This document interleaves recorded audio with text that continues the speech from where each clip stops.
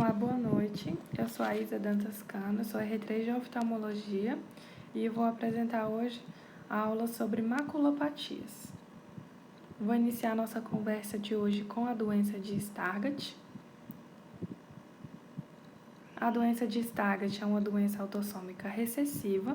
O gene é o ABCA4, que acomete indivíduos jovens, da faixa etária de 6 a 20 anos, e é a distrofia macular mais comum. Na clínica, observamos a perda do brilho foveal, é a atrofia do EPR em aspecto de bronze batido. Há também múltiplas lesões piciformes, que a gente chama de flex, que são depósitos de lipofucsina no EPR. E a acuidade visual aqui ela é ruim, variando entre 20/50 e 20/200. Em casos avançados, há o que se vê nessa foto, que é a maculopatia em bullseye, ou maculopatia em alvo, que depois da mácula, da atrofia, mescla áreas de atrofia com áreas de não atrofia, gerando esse aspecto em alvo. Faz diagnóstico diferencial com maculopatia por cloroquina e também distrofia de cones. Aqui mais uma foto para observar tanto o alvo quanto o aspecto de bronze batido. Há também o fundus flavimaculatus, que é essa fundoscopia com a presença dos flex sem a presença da atrofia macular. A acuidade visual aqui é bem melhor e representa uma forma mais branda da doença de Stargardt. As alterações na angioflua.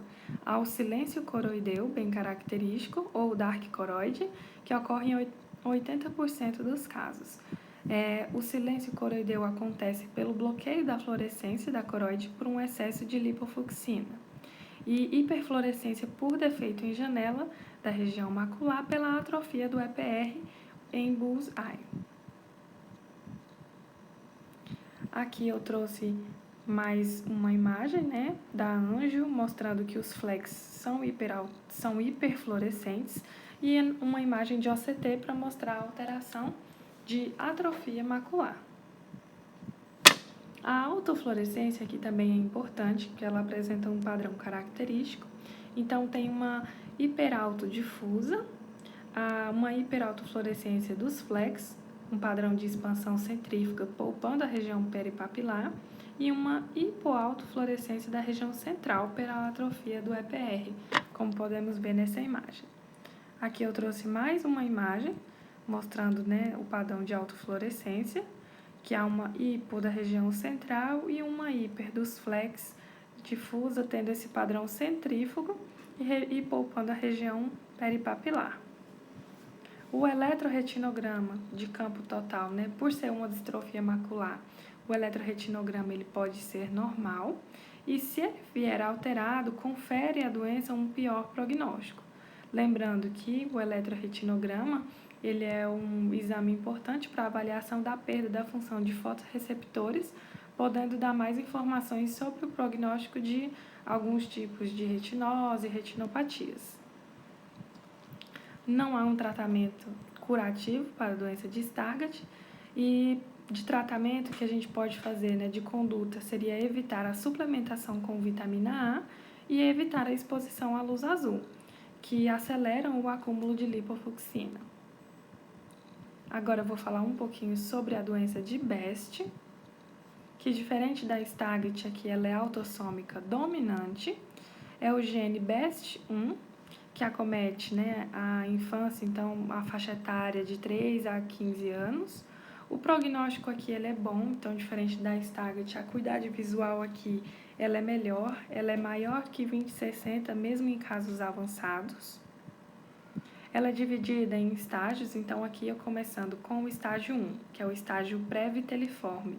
Eu tenho uma alteração discreta do EPR macular, com acuidade visual normal, e o exame eletrooculograma encontra-se alterado, desde essa fase inicial. Lembrando que o eletrooculograma é um exame que avalia a função do epitélio pigmentar retiniano e dos fotorreceptores, fazendo uma medida desse potencial cônio retiniano. No estágio 2, que é o chamado estágio viteliforme, a lesão ela tem esse aspecto de gema de ovo.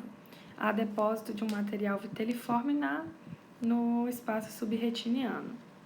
A acuidade visual ela é normal ou pouco reduzida e o eletrooculograma, como eu já disse, né, desde a fase inicial, ele já encontra-se alterado. No estágio 3, que é o pseudohipópio, há uma reabsorção parcial do material viteliforme, dando esse aspecto de nível, né? Então, por isso, pseudohipópio. A acuidade visual aqui ela é normal ou pouco reduzida, mantendo o eletrooculograma alterado. No estágio 4, que é o estágio vitelirruptivo, o aspecto é de ovos mexidos. A acuidade visual aqui ela é menor que nos estágios anteriores, mantendo-se o eletrooculograma alterado. No estágio 5, que é o estágio atrófico, há uma atrofia do EPR central. Aqui a acuidade visual ela está reduzida, cerca de 20/60 mais ou menos, e o eletrooculograma, como eu disse, desde as fases iniciais, se mantém alterado. Alterações menos típicas. A gente pode encontrar lesões viteliformes multifocais em até 30% dos casos e neovascularização de coroide em até 20% dos casos. Alterações no exame, né, na angiofluo. Eu tenho uma hipofluorescência por bloqueio, como podemos ver aqui abaixo, uma hiperfluorescência por defeito em janelas se houver atrofia, e na autofluorescência acontece uma hiperautofluorescência. Na OCT, eu tenho um material hiperreflectivo subretiniano que pode ter ou não associação com líquido subretiniano. O eletrooculograma, como eu falei, é um exame muito importante na doença de Best, pois ele encontra-se alterado desde as fases iniciais. Nesse exame, o pico fotópico está reduzido e o índice de Arden também é reduzido. O eletroretinograma, aqui na doença de Best, ele encontra-se normal. Não há um tratamento curativo, então aqui devemos acompanhar as complicações que podem surgir, como por exemplo um descolamento de retina. Agora eu vou falar um pouquinho de retinose pigmentar. É uma desordem genética que afeta o EPR e os fotorreceptores, caracterizada, né, por ser uma distrofia de bastonetes e cones e principalmente de bastonetes. A genética, né, ela tem esses padrões de herança, sendo que a autossômica dominante é aquela de melhor prognóstico, enquanto a autossômica recessiva é a mais comum e a recessiva ligada ao X é de pior prognóstico. Também tem o padrão esporádico. Classicamente é uma doença bilateral. O grande alvo são os bastonetes. A queixa principal, né, há uma nictalopia, que é a baixa, né, a perda da visão noturna precocemente. Então, a visão de cores ela é acometida mais tardiamente. Da mesma forma, a alteração do campo periférico, que é onde se encontra a maior densidade dos bastonetes, é a alteração mais precoce, enquanto a alteração de campo visual central é mais tardia. Na fundoscopia, há 3 características, né, na retinose pigmentar fundamentais, que é a palidez séria do disco, o afilamento arteriolar e a presença das espículas ósseas. Aqui eu trouxe 2 imagens para a gente ver que nem sempre as espículas ósseas são como na imagem anterior. A gente pode pegar, né, a retinose sem pigmento, que é o caso dessa primeira foto aqui, e também casos em que a pigmentação ela é apenas setorial. O campo visual ele é alterado, então no começo as alterações são mais sutis, podendo haver o campo tubular em fases mais avançadas.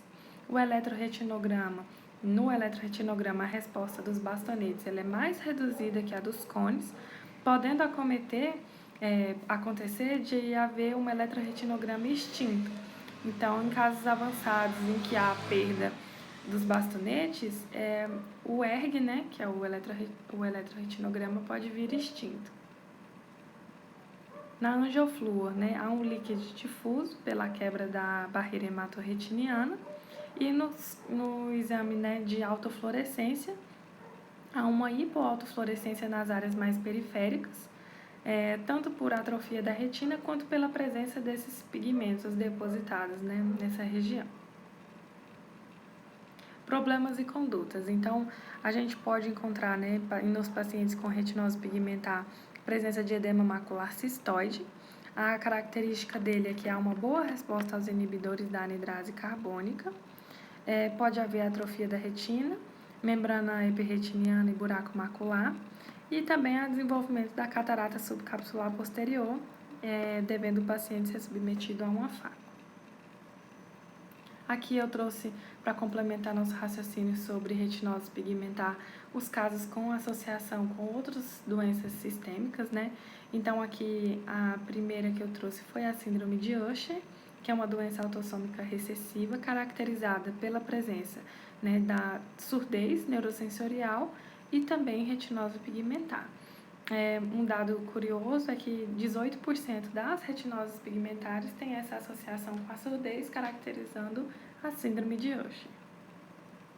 Aqui também eu trouxe uma menos comum, menos cobrada em prova, mas também importante, que é a Bardet-Biedl, que é a doença autossômica recessiva, caracterizada por polidactilia, baixa estatura, obesidade, hipogonadismo e déficit mental.